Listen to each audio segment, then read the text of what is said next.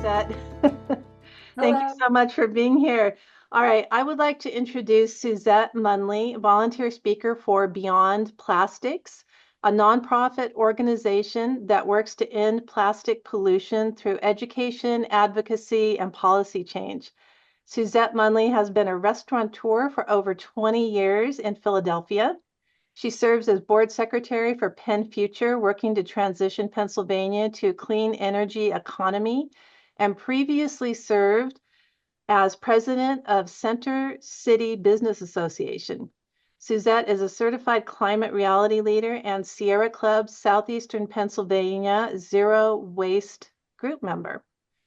I've previewed Suzette's slides for this presentation, and wow, this is going to be an amazing educational experience. So sit back and prepare for an eye-opening journey through the issue of plastics. And Suzette, I will hand it over to you.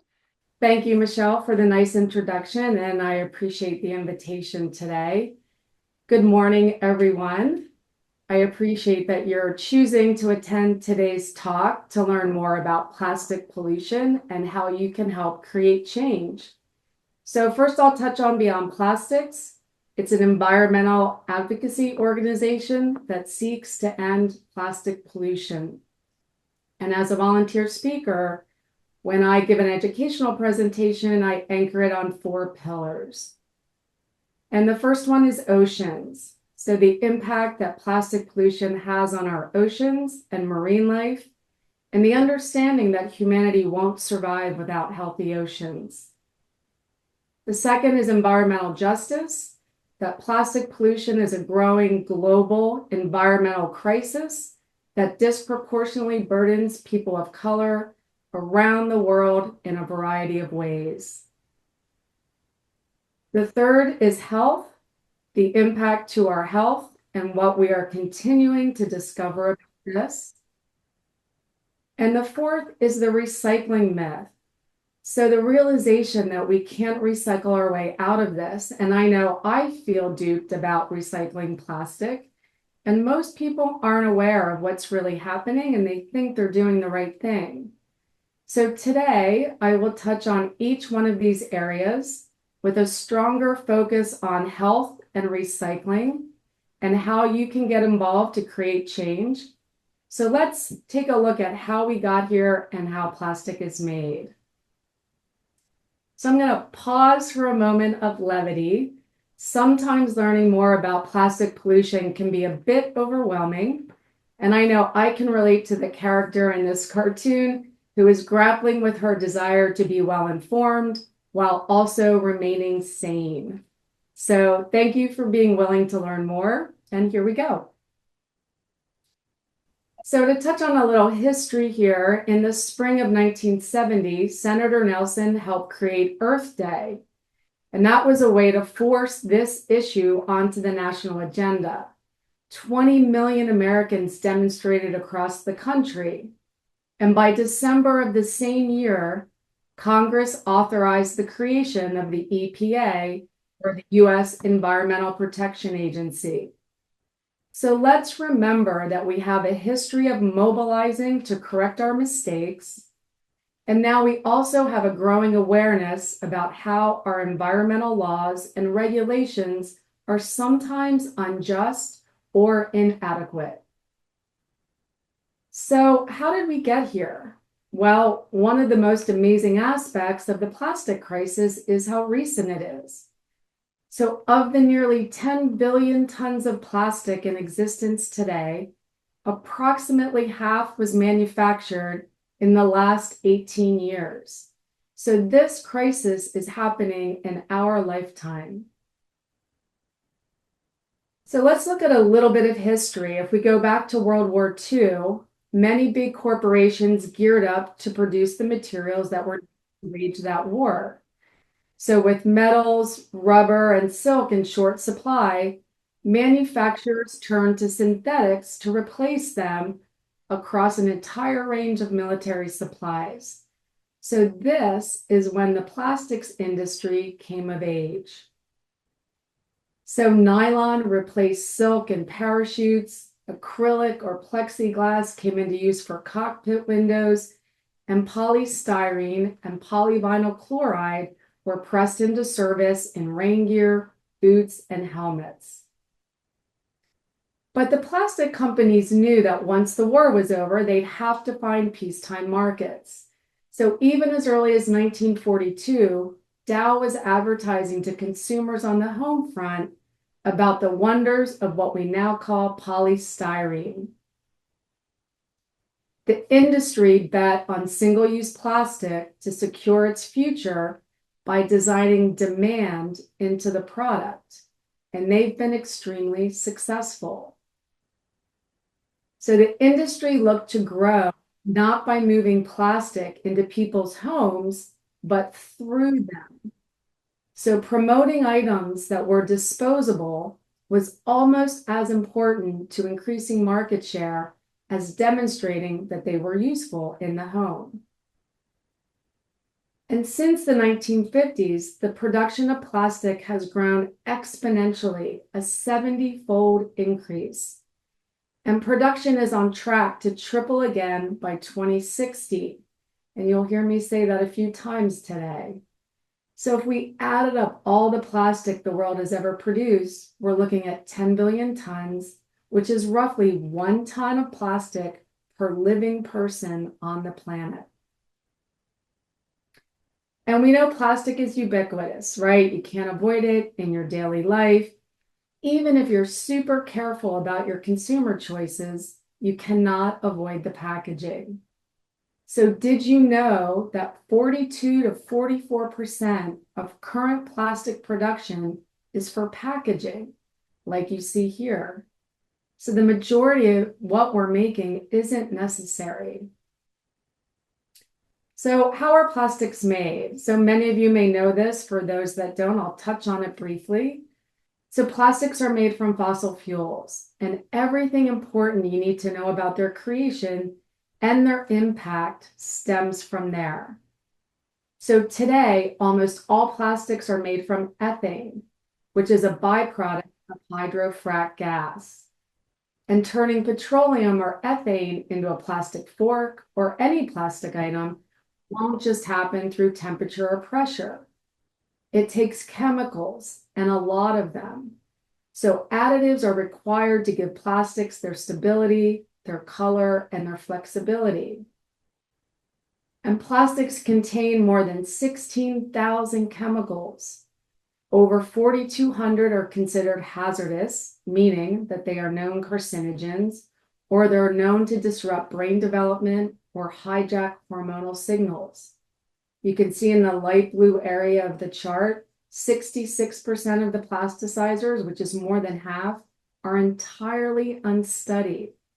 So no one knows what they do to humans or whether they are safe. So here's a very important thing to remember. These chemicals are not bonded to the plastic molecule. They sit within it, and they leach out at every stage of the plastic's use and life cycle, including when they are used as food packaging or otherwise in contact with food. So plastics are highly linked to chemical exposure. PFOA is a lining in many food packages, like this microwavable popcorn. You may have heard about PFAS and PFOA in the spring of this year. It's also known as forever chemicals. So in April, the Biden-Harris administration issued the first ever national legally enforceable drinking water standard to protect communities from exposure to these harmful forever chemicals. Exposure to PFAS and PFOA have been linked to deadly cancers, impacts to the liver and heart, and immune and developmental damage to infants and children. So if you take away just one thing from this talk today, let it be this. Do not eat anything that is cooked or microwaved in plastic. When those molecules heat up, the chemical additives will migrate into the food. So we'll touch briefly on the process. So hydraulic fracturing or fracking is a process of pumping millions of gallons of water mixed with sand and chemicals deep underground to fracture the bedrock so the pockets of gas can be extracted. Ethane is a component of the natural gas that is extracted from fracking. Plastic production is one of the few viable uses for ethane. And we know that fracking sites release air, ground, and water pollution. Many of the 1,000+ chemicals used in fracking are harmful to human health, and some are known carcinogens. The ethane from a fracking well is piped to an ethane cracker plant like this one in Beaver County, Pennsylvania. It's a mile-long plant on the banks of the Ohio River. And here, the ethane is heated at really high temperatures, about 1,500 degrees Fahrenheit, requiring massive amounts of energy. So this process is called cracking because the heat energy is used to break apart or crack molecules to form new molecules called ethylene, which is a main ingredient for single-use plastic packaging. And to touch on the economics, this plant that you see here received the largest subsidy ever in Pennsylvania, a $1.65 billion tax credit over 25 years. And in 2022, the global petrochemical subsidies were $7 trillion. That plant that you saw will process ethane from over 400 fracking sites. And that plant turns up to 120,000 barrels of fracked ethane per day into a petrochemical called ethylene, and then into polyethylene plastic pellets, or nurdles as they're called, which is used to make plastic. And most petrochemicals and plastic pellets in the US are made along the Gulf Coast in Texas and Louisiana, in areas like Louisiana's Cancer Alley. In fact, the petrochemical industry plans to triple plastic production by 2060. So currently, there are 206 permits for proposed new projects in Louisiana, Texas, Pennsylvania, and Ohio. And if plastic were a country, it would be the world's 5th largest greenhouse gas emitter. So all of this is at a time when the climate crisis is making the front page news and affecting nearly every aspect of our lives. So as renewable energy becomes more affordable and widely used, and electric cars are adopted, the demand for fossil fuels is falling. But the current plastics market is now worth hundreds of billions of dollars annually. So oil and gas companies are banking on the increase in plastic to make up for the falling demand for fossil fuels. So simply put, plastic is big oil's plan B, a fact that the industry openly acknowledges. So what about the people living in the areas where these processes occur? Well, the vast majority of people living in these communities are low income and/or people of color. The demographics with the least power to say, not in my backyard. So it's no coincidence that their neighborhoods are the chosen residents for petrochemical facilities. The health risk has become so prominent in frontline communities that the epicenter of plastic production in the US, which is located in Louisiana, has come to be called Cancer Alley. Cancer Alley is a predominantly Black region of Louisiana that is home to massive industrial plants, and many of them petrochemical plants. This is the 85-mile stretch of 150 chemical plants and oil refineries. So the EPA estimates that the residents of this region have a 95% higher risk of cancer from air pollution than the rest of the country. So as a consequence of having their neighborhoods taken over by petrochemical facilities, the people living on the front lines and working in the facilities are at a much higher risk than the average person to develop illnesses. These range from respiratory conditions due to particulate matter entering the lungs, to slowed delivery of oxygen to vital organs, to new or worsened asthma symptoms, to reproductive system damage and birth defects, to cancer. And another thing to think about regarding the building blocks of plastic is that fossil fuels are highly flammable. So what is it that keeps our jackets and Legos and rain boots and carpets from bursting into flames?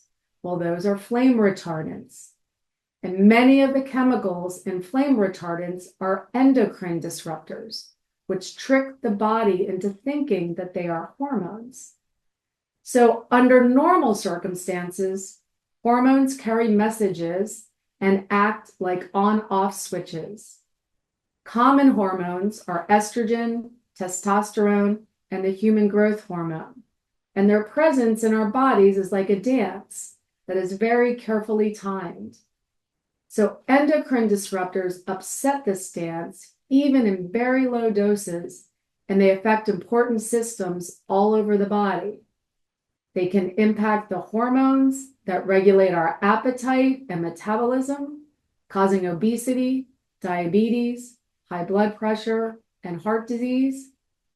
They can disrupt brain development, causing lower IQ, ADHD, and autism spectrum disorders. And they can cause cancers, especially breast, prostate, and testicular cancers, all of which are on the uptick. This slide is from a Plastics and Health Symposium at NYU that I attended earlier this week, and it shows the projected increase in plastic chemical production.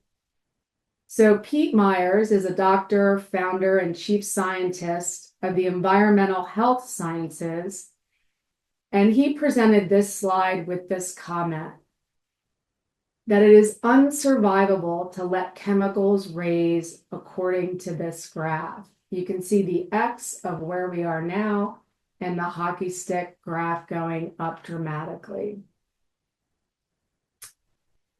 And we know that plastic waste is also a global economic, environmental, and social issue. So in addition to the plastic pollution problems in the United States, the US, like many wealthier countries, is exporting plastic waste, often under the guise of recycling, to countries unable to safely manage it.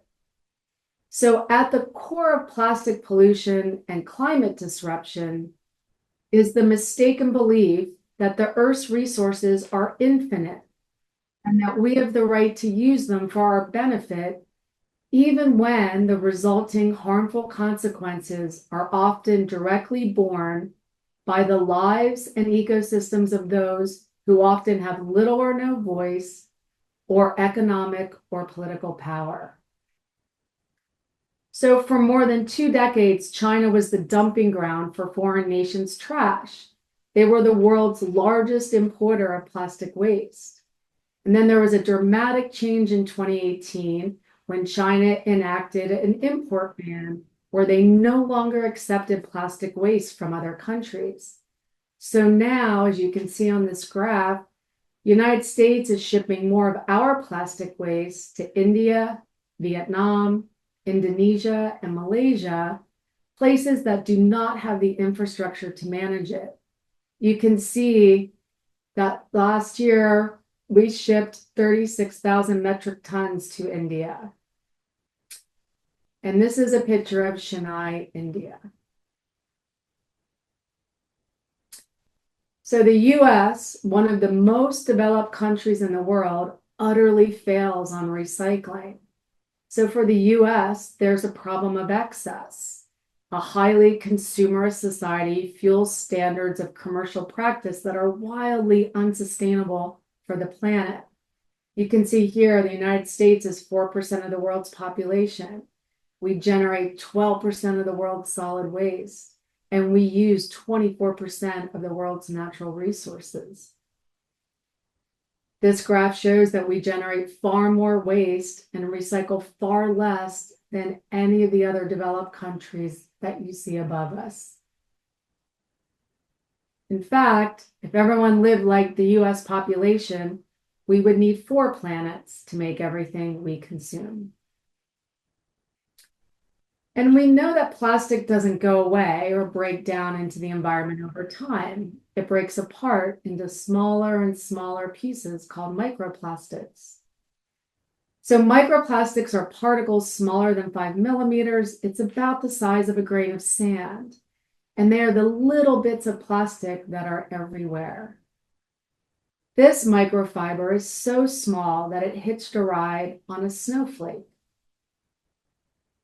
Here's an insect covered in microplastics found in 2023. And in rain and snow, and as dust swept up by wind, microplastics are distributed to literally every portion of the earth. They have been found at the bottom of the Marianas Trench, the deepest oceanic trench on Earth, and at the top of Mount Everest. So in one lifetime, humans have coated the planet with a fine layer of permanent microplastics. So you might wonder, where do the microplastics we ingest come from? Well, microplastics have been found in drinking water, much more so in single-use plastic water bottles. It's been found in beer, it's been found in honey, it's in fish, it's also in seafood, especially anything you eat whole, like mussels or shrimp, and it's in the air we breathe in. So existing estimates of human intake of microplastics are up to 211,000 particles per year. So this highlights the unavoidable nature of direct microplastic intake, no matter where you live. And this is a good visual of how microplastics travel up the food chain. So fish and smaller creatures consume tiny microplastics in our waterways and oceans. And when these fish, crustaceans, and seabirds are in turn consumed, the microplastics inside them keep traveling up the food chain until they reach us. And we are continuing to learn about the health impacts of plastic when it breaks apart into microplastics. So this is a groundbreaking report from 2020, and it showed the first evidence of microplastics in the human placenta. And then in 2021, a team of Italian scientists demonstrated that microplastics are crossing into the placenta and are present in the fetus at birth. In March of 22, we learned of plastic polymers discovered in human blood. In April of the same year, they were found lodged deep in the lungs of living people for the first time. In June of 22, they were also found in human breast milk. Then in March of 2023, the Minderoo Foundation brought together world-leading researchers from the fields of healthcare, the ocean, and the environment to launch the Minderoo Monaco Commission on Plastics and Human Health. There were 48 authors of this report, and this monumental piece of research quantifies plastic's considerable risks to all life on Earth. The Commission's findings leave no room for doubt that current plastic production, use, and disposal patterns are not sustainable and are responsible for significant harm to human health, the environment, and the economy, as well as deep societal injustices. There have been quite a few studies published this year. This study people getting hip and knee replacements, and it identified microplastics in the cell membranes of every hip and knee joint studied. This study found microplastics and nanoplastics in artery plaque. And 2 studies were recently released that found micro and nanoplastics in the brain. So this was reported in it was an examination of the livers, kidneys, and brains of autopsy bodies and found that all contained microplastics.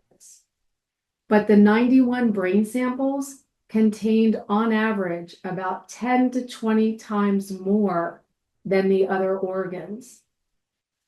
And these results came as a shock, according to the study's lead author, who is Matthew Campen, a toxicologist and professor of pharmaceutical sciences at the University of New Mexico.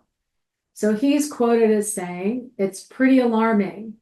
There's much more plastic in our brains than I ever would have imagined or been comfortable with. The study describes the brain as one of the most plastic polluted tissues yet sampled." So we see parallel trends. Number one is the rising level of microplastics, and the second is the increasing global rates of age-corrected Alzheimer's disease and related dementia. And the increased frequency of neurological disorders is no one's imagination. It is not an artifact of better diagnosis. An estimated 1 in 6 children in the US has a neurodevelopmental disorder of some sort, which is about 17% of all children. So turning now to our oceans briefly, about 80% of the plastic in the ocean comes from the land. It's plastic litter. And that litter gets into streams and rivers, and then it enters the ocean. 8 to 15 million tons of plastic enter our oceans every year. So this is the equivalent of 2 garbage trucks every minute backing up to the shore and dumping its contents into the ocean. So we are, in essence, turning our oceans into unpermitted landfills. And we know the plastic will not break down. It is not biodegradable. Seabirds mistake colored plastic as food. And though the vast majority of plastics in the ocean has settled toward the ocean floor, there are millions of tons of bottles, bags, and other discarded materials, and they gyrate around the Pacific, Atlantic, and Indian Oceans, where the churn of the water and the glare of the sun accelerate the process of fragmentation. So as they weather, and particularly as they absorb UV rays, plastics release a variety of chemicals as well as measurable amounts of greenhouse gases. And just as a reminder of how important our oceans are, the graph on this slide shows the heat content in the ocean from 1955 to 2020. And you can see on the graph, the heat level is rapidly rising. We know that life is unsustainable without healthy oceans. They absorb 90% of the planet's excess heat, and they store 40 trillion tons of carbon. Oceans are the lungs of the planet. It gives life to everything. And we know that we cannot recycle our way out of this. So Americans discarded 51 million metric tons of plastic in 2021. Less than 6% of all plastic was recycled. Recycling of plastic has never, ever hit double digits. 85% of plastic waste in the United States is landfilled. An NPR investigative report found in 2020 that industry officials misled the public about the recyclability of plastic, even though their own report showed as early as the 1970s and 1980s that plastic could not be economically recycled. Industry documents show that starting in 1989, oil and plastic executives, they began a quiet campaign to lobby almost 40 states to mandate the chasing arrow symbol you see here, that it appear on all plastic, even if there was no way to economically recycle it. And at the time, some environmentalists also supported the symbol, thinking it would help separate plastic. But what it did was make all plastic look recyclable, and it's not. So in your own lives, you should only put number 1 and number 2 plastic in your recycling bin. The rest of them are not recycled. And that's because they are the only types of post-consumer plastic for which there are markets. A few communities may recycle number 5s, but not very many. So at a plant in Oregon, the bins are now full of trash the operator can't sell. Colleagues at recycling facilities all across the country report having the same problem. There is no market to sell them to. And plastic isn't actually recycled, it's downcycled into something of lesser value. So it's not like glass or aluminum, which can be made into equal value products over and over.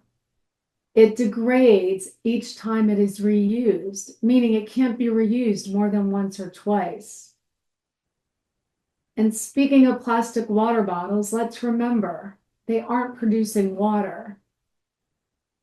Over 1 trillion are purchased every day. So please ditch those plastic water bottles. And according to NASA, the past 10 years have been the warmest years since modern record keeping began in 1880. 2023 was the hottest year ever. We just finished the hottest decade ever recorded. And it is likely 2024 will become the hottest year on record. So we're going to touch really briefly on planetary boundaries. So these boundaries were coined in 2009 in Stockholm, and they are systems that have to be in check to survive. There are things like climate change, freshwater change, land system change. So you can see on this graph, 6 out of the 9 planetary boundaries that track how close humanity is coming to environmental disaster have already been crossed by the end of 2023.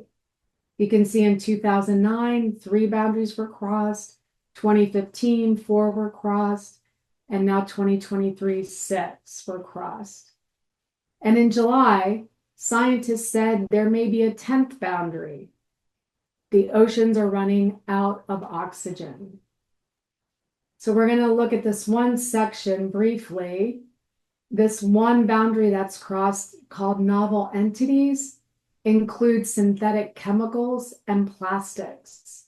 So that green circle in the middle is the area of safe operating space. But look at novel entities and how far that has crossed the line. So we must act. And here's a visual. So this is how I want you to think about this. You walk into the bathroom, and your bathtub is overflowing with water. Do you start bailing out the tub, or do you turn off the tap? So what we need to do is turn the tap off on plastic production so we can get a handle on this issue. So how do we do that? Well, we turn off the tap by investing in clean energy, and we have solutions.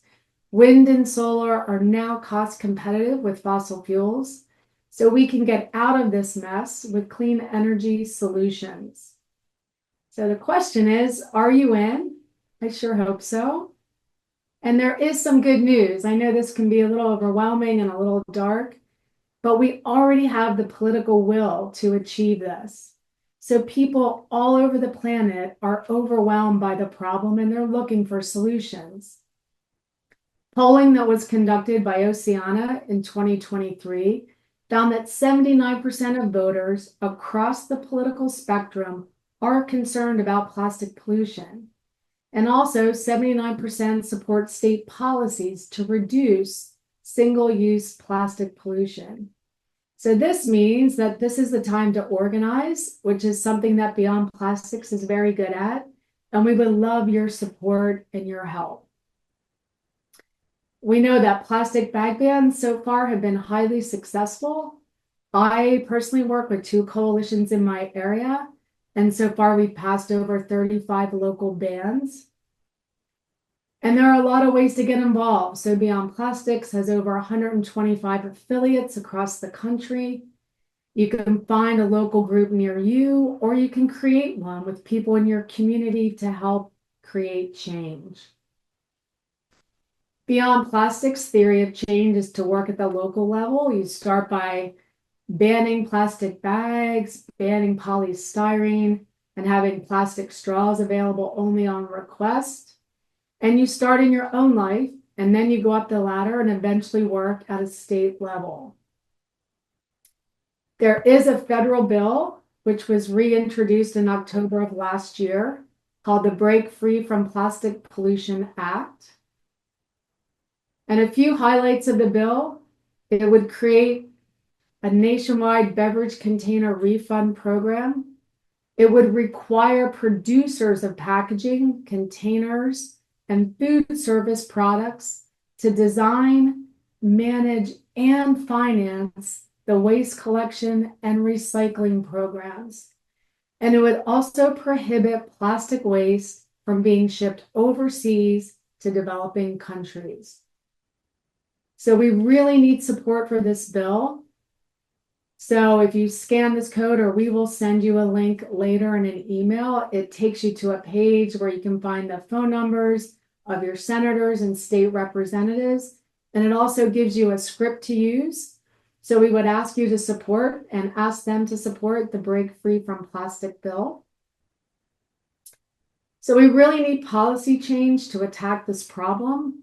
So we're looking for people to support these current policies. The first one is the UN Global Plastics Treaty. So it's about to enter its 5th session, which is called INC 5. And that stands for the Intergovernmental Negotiating Committee. And they are developing an international legally binding instrument on plastic pollution. And it's coming up in November. And this link would take you to a page to sign on to urge the United States to make a strong commitment to the treaty. The second one is legislation that was introduced to require new washing machines to be built with filters to catch those microplastic fibers from clothing. And the third is a letter to sign to ask the Department of Energy to reject a $182 million loan from the Inflation Reduction Act to support a project in Pennsylvania that will burn plastic. What can you do locally? You can install in your communities enough water refill stations so people can use reusable water bottles. You can switch out plastic bottles of water to boxed or aluminum bottles. So we know that aluminum bottles and cans are turned back into aluminum bottles and cans, so they support a circular closed loop manufacturing. And you can switch to reusables wherever possible, including takeout containers. And I've seen a variety of companies using polypropylene, which is those number 5 plastic containers, and marketing that you can heat your food up in them in the microwave. I would caution you on that. And you can also start in the kitchen. So anything that comes within contact of food, you can use non-toxic cookware and glass food storage containers. So there are a lot of nonstick pans that contain PFAS. So you want to look for cookware that does not contain forever chemicals. You can also sign up for Beyond Plastics mailing list. It'll keep you up to speed on new developments, events, and actions. For those of you interested in learning more, here are some great books that give you a wealth of information about this growing problem. There's also 2 great newsletters from the Environmental Health News. One is called Above the Fold, and one is a plastic pollution newsletter, which is full of information. And that is the presentation. I think we'll move into discussion time, and thank you, everyone. Thank you so much, Suzette. I'm going to remove your spotlight and let's see. There we go. Stop sharing. Wow, that was a lot to take in, and I learned so much that I just want to scream this from the rooftops because I feel like people don't know all of this information yet. So, having taken all of that in, would anyone like to ask Suzette a question or comment? And I need to look. May have to come out behind your names, as Mary says. Ted Woolner from Oberlin, and you're muted, Ted. You're muted still, Ted. There you go. Thanks so much for the presentation. I thought I knew quite a bit about this problem, but you greatly deepened my horror at its extensiveness. I may be wrong about this, but I think there are at least a few state legislatures that are either contemplating or have actually passed legislation that prohibits local communities within a given state from enacting single-use plastic bans. Can you comment on that? Yeah, I'll tell you what I know. Pennsylvania used to be one of those, and I'm in Pennsylvania. So that was overturned for us probably 2 years ago. And that's what started the onslaught of plastic bag bans here in my community. Montana is another example of a state that has that. So people are getting them overturned. So I would say that there's hope out there if you're in a state that currently has a restriction on that. And once it's lifted, then I think a lot of us have found success in getting them passed locally. Thank you, Ted. All right, Stu Graves from Wake Robin, and you're muted. I second Ted's comments. You've greatly deepened my horror. But what I'm wondering, I really appreciated your comment about how much greenhouse gas emissions the whole industry represents. But I wonder if there's some way to get down a little more smaller in details. So, for example, if you eliminated X tons of plastics in your corporation or whatever, how many tons of greenhouse gases would that represent decreasing? So do you know of a place where we could sort of figure out how to do those calculations? So let me make sure I understand. Are you talking about for individual corporations? Well, no, what I'm talking about is, I mean, the whole industry emits so much greenhouse gas, right? But if you, in whatever you're in control of, can eliminate X amount of plastics, how much greenhouse gas does that represent? Emissions does that represent? Yeah, so I can give you one resource that comes off the top of my head. So if you look into there's a company called reusables.com. There's a company called Redish, and I'm not necessarily endorsing these companies, but what they are is they're promoting reuse. So they will show on their websites how much CO2 and carbon emissions is reduced by people switching from using disposables to reuse. So that starts to give you an idea of savings based on changing behavior. And that's not 100% what you were asking, but it's one that comes top of mind of showing that information. And I'll make a note when I send my follow-up email to Michelle, if I have something else in my arsenal of links, I'll send it along. Thank you. Yeah. Thank you. Thank you, Stu. Dorothy Luciano from Oberlin. Yeah, thanks. I'm not sure whether this question is for Sue or Michelle, but is there any way that this presentation can be put in a form that we can actually forward to friends and tons of people? It is so super important. Thanks, Suzette. Absolutely. I am recording this, so I will edit the video and post it. And Suzette, do you share your slides that or something that the residents can use maybe to present at their community, or they could even book a presentation at their community, maybe? Yeah, I would say yes to both. I think the slides need the talking points with them to make sense. So I could go back and try and clean mine up a little bit. I have lots of notes and links below. Okay.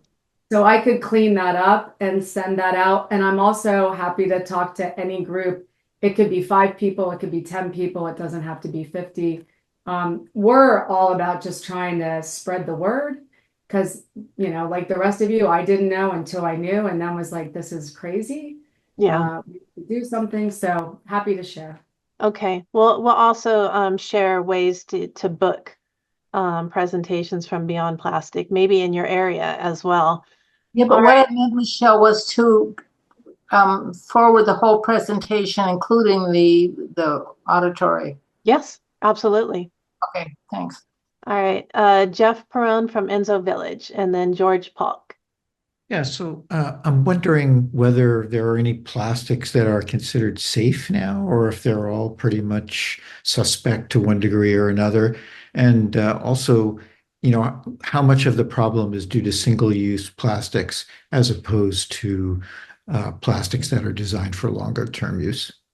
Yeah, so single-use plastics are a huge part of the issue because they're not necessary. So if we eliminated most of those, you're talking over 40% of what's produced today, which would be a huge dramatic piece of that. As far as are there any safe plastics? From what I know today, I would have to say no. Even things that are marketed as bioplastics or recycled is actually, especially recycled plastic. There are studies out now that show that recycled plastic is more toxic than virgin plastic because when it goes through the process, they have to add even more chemicals and they add virgin plastic to it. So there are a lot of companies that are trying to do the right thing by using a lot of this waste, and it's actually probably not what we want them to do.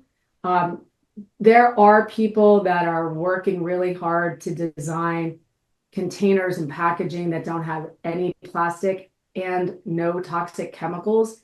We're just not there yet. So it's coming. If we could take a lot of the money that we invest in making plastic cheap into coming up with new solutions, we would probably be much further along. Thank you. All right, George Polk from Collington, and you're muted, George, so make sure to unmute yourself. Okay, thank you. I am a retired and out-of-date endocrinologist, and I am biochemist, medical, and I think that I certainly though agree with the general ideas of this type of really cut back in plastic construction and making this pollution. It is terrible. I've seen the waste dumps of Central America that are huge too, and tried to do something for them. The issue of medical effects of plastics is difficult to confirm.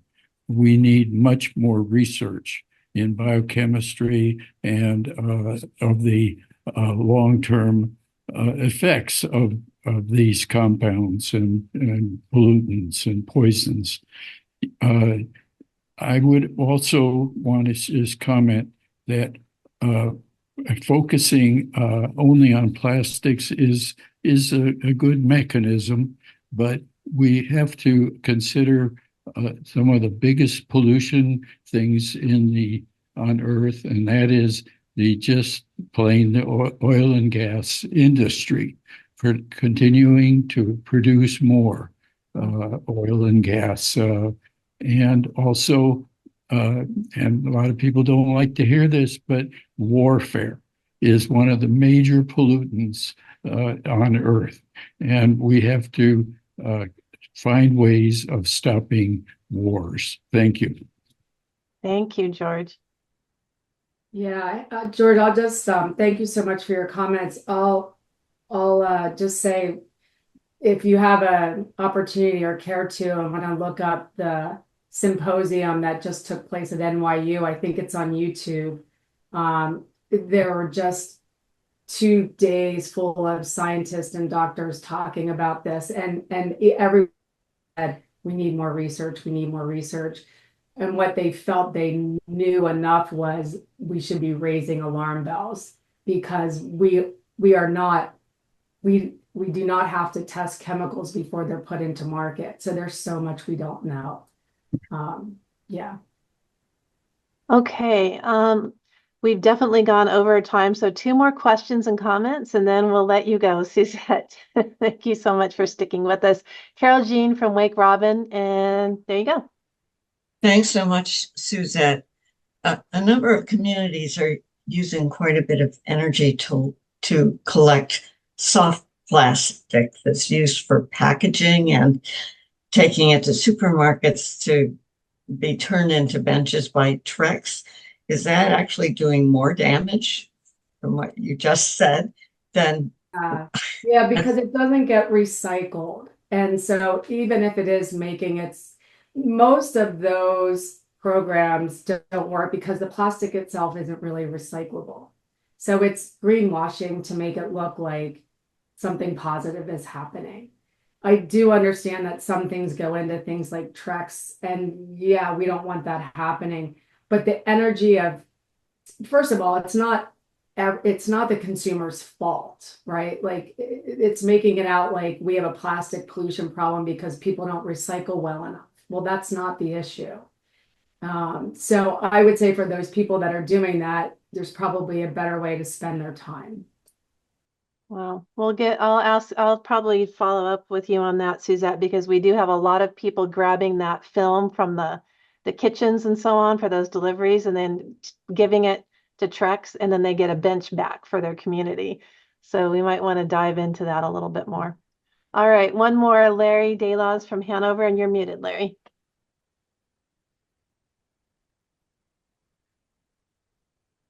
This is really terrific. Thank you so much. I think I mean thank you. It's a little bit like thanking a doctor for saying you can't eat ice cream anymore.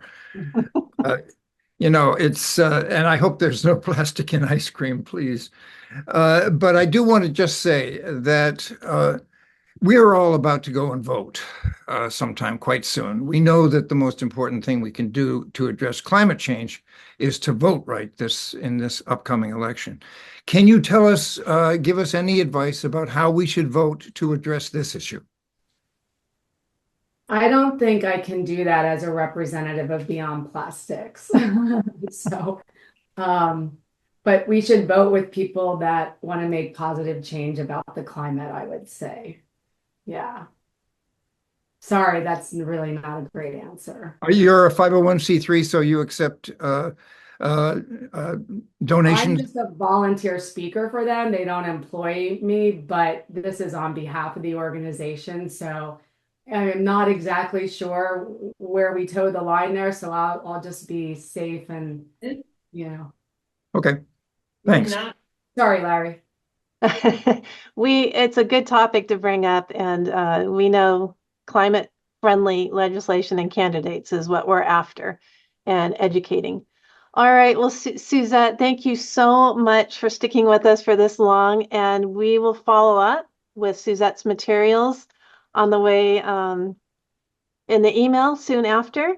And for everyone else, stick around. The meeting does go for another 15 minutes, and I have a couple of more things to talk about. But thank you so much, Suzette. I love the reactions. We got some I hard. would just ask you to give Michelle any feedback you have, if it was too dark or too much or whatever. If you provide her feedback, she could pass it to me. Thank you. All right. Super, super. Thank you. Take care. All right, everyone, stick around if you can. I wanted to, instead of campus roundup for these last few minutes, I'm hoping to ask a couple of SAFE members some key questions. And Joel Brody, I'm going to start with you, and then I'm going to sort of be in interview mode here. I'll be right here. And I wanted to ask you a couple questions, and then I'm going to ask one or two other members. How has SAFE impacted your chapter and you personally? Okay, do we have about another hour for this? No. All right. So One or two. I'll point out a couple of areas. First one is thanks to George Alexander and his team with introducing us and supporting us on the rolling out a Peak Energy Day reduction program, which has been very, very successful at Collington. And then the second one was going back quite a while ago, working with Merle Tanis and you, Michelle, on films and on our website with climate and environmental films.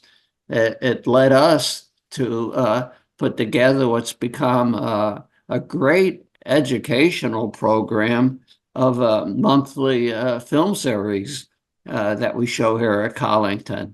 Yeah. It's very well attended. What about you personally?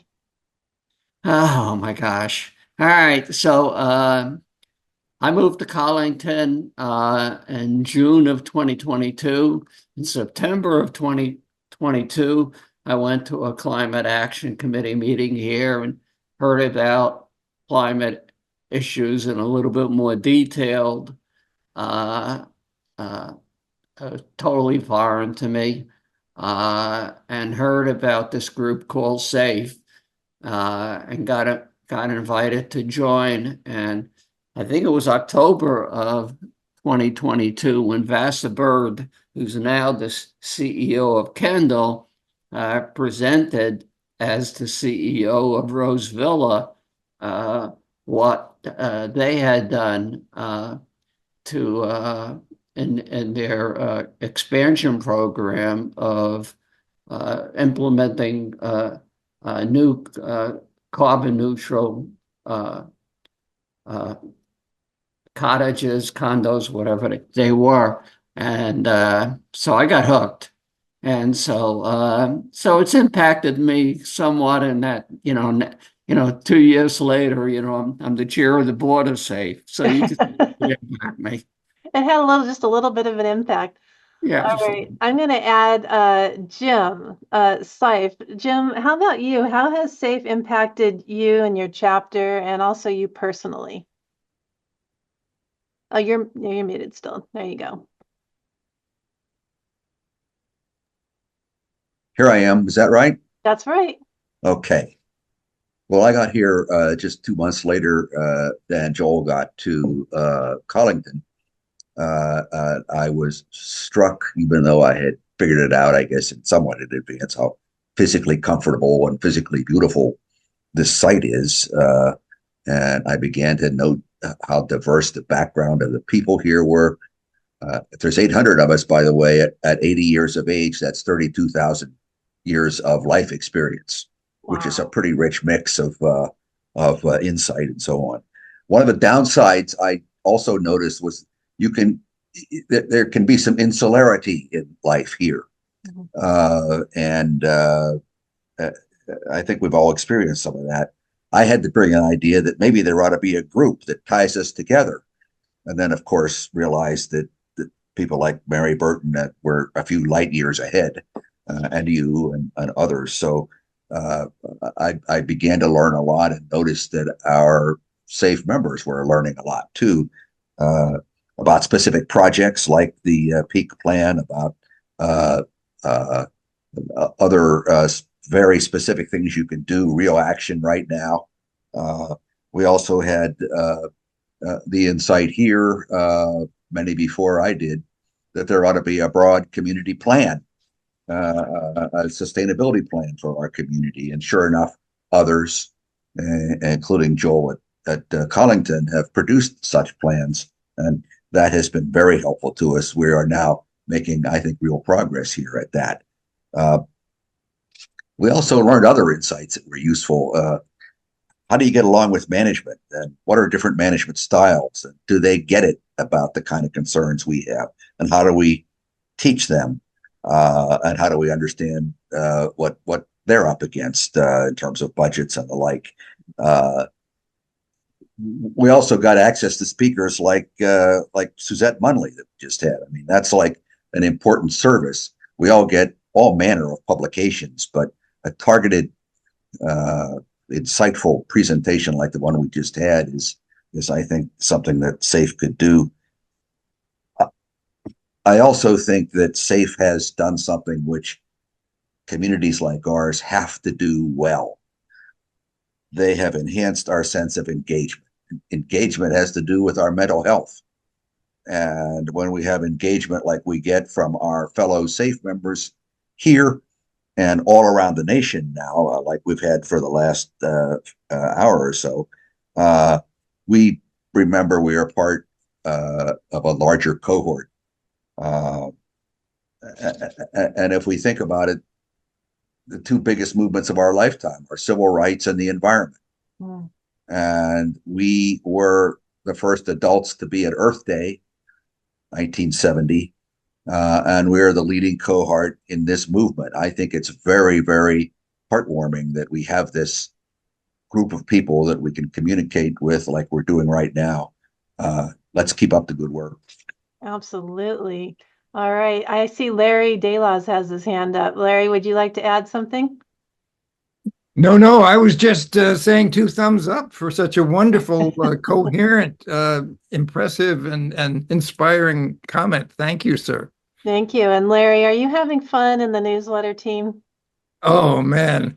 Yeah, we've got a fresh newsletter that is just out, hot off the press. I hope all of you have a chance to get hard copies for your folks as well. There's some resistance from some quarters who say, why are we doing this with paper? But the fact is our population reads paper, and you can put these around. You can put these copies of the issues in your assisted care section, as well as on the tables and all over the place, so that non-members get to see it and people are awakened and have a chance to do that. So yes, Michelle and Ruth Crawford and I have had a terrific time putting this together, and we're hoping to expand our editorial staff and team fairly shortly. So we are having a great time. We are. It's fun. Yeah, it is enhancing. Would anyone else like to raise their hand and give us a little insight into how SAFE may have impacted you or your chapter? I'm scanning all the, let's see, I have something in chat. Okay, we got a compliment on the newsletter. Thank you so much. Anybody else? Delaney has her hand up. And there, you have to unmute, Delaney. Can't find my picture. Oh, there you are. We got you. Am I okay now? Yes, you are. Okay. I just wanted to say, here at Hanover, where we first started talking about it, actually, we had a great deal of trouble getting our administration to care about this issue much. And we were removed from the board. We didn't have much access to them. And by forming SAFE and by talking to all the other folks who were having administrations that cooperated with them, we slowly figured out how to ask the right questions, how to get to the board and get their help. Lots of people here doing that. And I think if we were isolated and didn't have the community that SAFE provides, we wouldn't have made as much progress as we have. Absolutely. That's correct. Very good point. Ted Woolmer from Oberlin. I heartily second and third and fourth everything that everyone has said so far. And just to be a bit more specific about what Delaney just concluded with, many of you know that here at Oberlin, we've already calculated our carbon footprint, at least for Scope 1 and a lot of Scope 2 activities. And we also have conducted an energy audit. Our administration and all of this has been accelerated by what SAFE does. the templates it's developed, the examples that it sets, our administration is now in negotiations with the energy firm that conducted our energy audit to do a 30-year life cycle cost analysis option Oh. for replacing our central plant natural gas equipment with some combination of renewables, might be geothermal, might be air source heat pumps. So SAFE definitely has accelerated what was already happening at Kendall when I arrived here in 2019. Wow. That really feels like breaking through a bit of a bottleneck or a barrier, getting that sort of level of analysis done. Wonderful. Anybody else before we go? We have 3 more minutes if anyone wants to get their point in. And also, please let us know what we can do better. All have my email. Please let us know how we can do better. And if there's any specific needs that you have at your chapters and your communities, let me know. And we are undergoing a 5-year strategic plan for SAFE, and we want to get as much feedback as possible. All right, Margaret Powell, and you're muted, Margaret. I just wanted to say how proud I am of SAFE. It's come a long way. It started with a very modest hope that we could advocate and bring about the residents of all Kendalls to form a very powerful group. And although we don't do a lot of advocating legislation, we are doing a lot on each campus. We are, absolutely. I'm just very, very grateful, very proud of the people who have stepped forward and are contributing so much. We've come a long way. We've still got a long way to go, but I just applaud all the good work, the good effort, and along the way, the wonderful friendships and support that has been given. Bravo. Thank you. Thank you. Well, on that note, I think we can wrap this up. And I hope to see you at our next meeting on November 7th at 11 Eastern. We will have Jabari Walker from Bowie State University talk about the university sustainability program there. All right, take care, everyone.